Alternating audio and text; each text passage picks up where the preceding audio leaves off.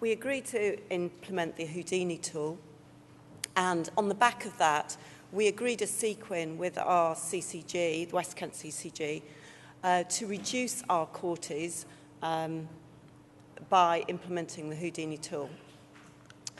So, just a bit of background on our trust. We're a 2 GGH trust, which was formed in 2000. There's still a little bit of, are we really together or are we really apart? But we are one. Maidstone Hospital was built in 1983. It's relatively modern, going through a period of refurbishment.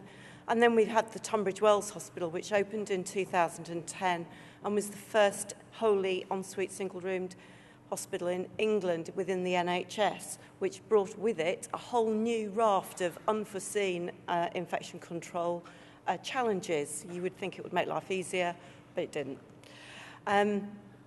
So the background to our situation with our E. coli bacteremias is that, as you can see, the blue blocks are the community-acquired bacteremias, which were going up very dramatically, and less so our hospital-acquired post-48-hour bacteremias, which were also rising, although at a much less rate. And we needed to do something about this. So we have the sequin. The two goals attached to it: to implement the Houdini assessment tool and to reduce our CAUTI rate by 10% by Q4 of the year 2015 to 16. We set the milestones. We had a project plan in place. Our lead was identified, which was our nurse consultant for infection control, and to audit 41 sets of patient notes in the first quarter of patients who were catheterised in hospital. So by Q2, we were able to use the data collected in Q1 to agree our baseline. And then we gradually increased the number of patient notes that we were auditing over the year until the target in Q4 was 164 patient sets of notes to be audited and to achieve a 10% reduction. Now, obviously, we needed a definition, so not wishing to invent the wheel, we made our own up yet again. So this is our definition. It includes a positive culture result, with a known pathogen, with signs or symptoms compatible with UTI, without any other source for the fever, in a patient who's had an indwelling urethral suprapubic catheter inserted more than 48 hours previously. And we did also include patients who'd had it inserted and removed more than 48 hours previously, if it had been in for some time. This is the Houdini tool. It allows the nurses to manage the urinary catheters and monitor the ongoing requirement for them so that they can highlight to the clinicians if they feel that the reason for the catheter to be inserted has gone and that it's no longer required. And it's a very quick and easy tool. Obvious causes for having a catheter in situ. Has the patient got hematuria? Are they obstructed? Are they having or have they just had urological surgery? Obviously, those types of patients will be on a pathway which will have removal of the catheter included in it. Have they got an ulcer or wound which is going to become contaminated or fail to heal if we've got an incontinent patient who is constantly wet? Do we need to know how much fluid is going in and out of a particular patient to maintain good management of that patient? Is it for the patient's comfort? So that are they unconscious? Are they having end-of-life care? All of these reasons are valid. Or are they immobile? Can they actually not physically manage to use a commode or a toilet or a urine bottle? So as long as the patient falls into one of these categories, the catheter, the box is ticked on the form, yes, they've got a criteria which is compatible with having a continuing catheter, and otherwise the catheter placement is challenged and removed. So obviously the implementation of this was complicated. Our nurse consultant, Sara, led it. We used our infection prevention link nurse network to spread the word on this implementation. We've got a very active, very good link nurse network with nurses in all of our clinical areas, and we also have an agreement with our matrons that if a particular link nurse is unavailable for a meeting, that the matron will come instead to enable us to keep those communications going. We organised ward-based training. We distributed this poster, which is based, as you can see, on the World Health Organization 5 Moments for Hand Hygiene, but amended to give clear guidance to the nursing staff directly in relation to the management of urinary catheters. So what do you wear, what's your PPE, and when do you clean your hands in relation to manipulating a urinary catheter. So that was displayed on all the wards. We had a programme of what we called Focus On months during this year. So the infection prevention team would have a particular focus each month. So in April of the year, we focused on catheters and catheter care.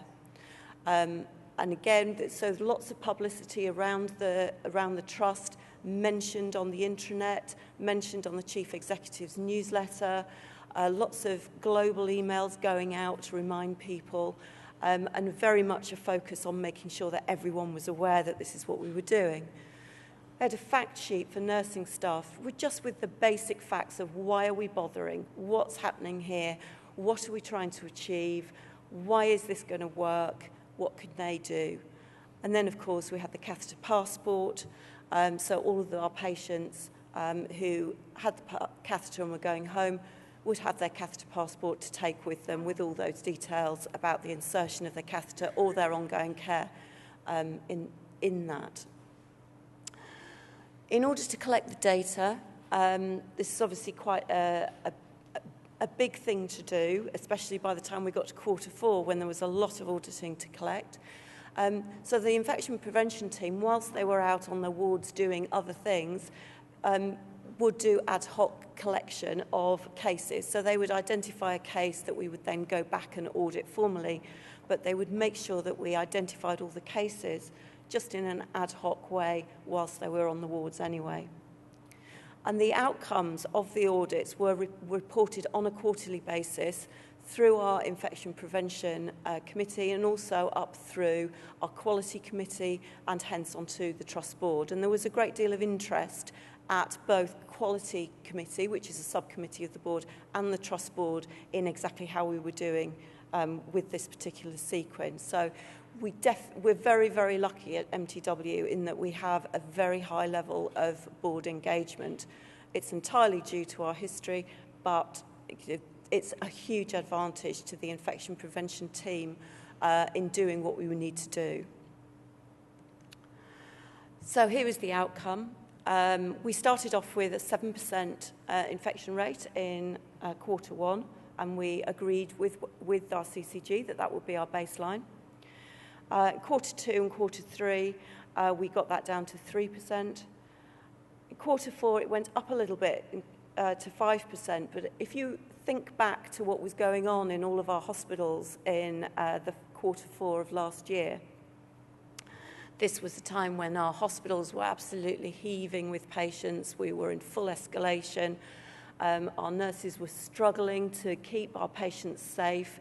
We were nursing patients in unusual places. I remember we had our theatre recoveries within patients in rather than with recovering patients. So you can understand that actually our compliance with the Houdini tool just dropped off a tiny bit, and also that our infection rate rose a tiny bit. And I'm sure it was partly due to the acuity of the patients, but also due just to the sheer volume of patients coming through and the busyness of the staff. And to not have a larger change, I think, is a credit to the nursing staff. So after we'd done this, we wanted to look at whether or not reduction of our CAUTI incident had any other knock-on effects. So we looked at our E. coli bacteremias, which obviously we knew this without looking, we'd actually reduced our E. coli bacteremias by around 40%. Well, that was strange because we weren't used to doing that. The community levels were still going up, and we were surprised, I think it's fair to say, and actually we didn't know quite how we'd done it. And I have to warn you, we still don't know quite how we did it, but I'll share the story with you. So, was it root cause and effect? If we look back on 2014-15, we can see that a total of about 54% of our E. coli bacteremias were related to urosepsis of some sort. And more than half of those were, which is the dotty area on this dotty area here. So slightly more than half, 29% of the whole rather than 25%, were due to CAUTIs rather than non-CAUTI urosepsis. We also had quite a big chunk of biliary sepsis, and GI tract came in at 10%, and then 6% for chest, and then others. So that was very interesting. And did that change when we went into the year that we were really concentrating on our CAUTIs? Well, it did and it didn't. It did because we reduced the overall proportion of urosepsis compared to other causes of our E. coli bacteremias. But actually, the proportion of our CAUTIs compared with our non-CAUTI urosepsis increased to 30% compared with 19%. So much more than half of the total were due to CAUTIs. That didn't really stack up at all. And then we've got a smaller proportion of biliary sepsis, 7% of the whole, 9% of GI, and then chest infections, as we know, really took off 2015, especially in quarter 4, and that accounts now for 16% of our bacteremias. So that doesn't really explain why we saw the huge drop. So I've had a look as well at the current year, and this is year to date up to the end of December, so 3/4 of the current year's data. And actually, this trend of an increasing proportion of our bacteremias being due to urosepsis has continued. And here we can see 41% of the whole of our bacteremias is due to CAUTIs, and only 14% due to urosepsis. So there's a definite shift which seems to be increasing, despite the fact that we have the Houdini tool embedded. And again, we've had an increase in urosepsis, we've a smaller percentage of GI, and a smaller percentage again of chest, although we haven't hit the big chest quarter, which is January to March. So I expect that that will shift a little bit in this current quarter. So really, we haven't got an explanation of what's going on, and I can't really explain it. So then I looked at E. coli's isolated in urine samples from inpatients, just to see if we had actually seen a change in that parameter. And the answer is no, we hadn't. So these are inpatients on wards, not necessarily those who've been in for 48 hours or more.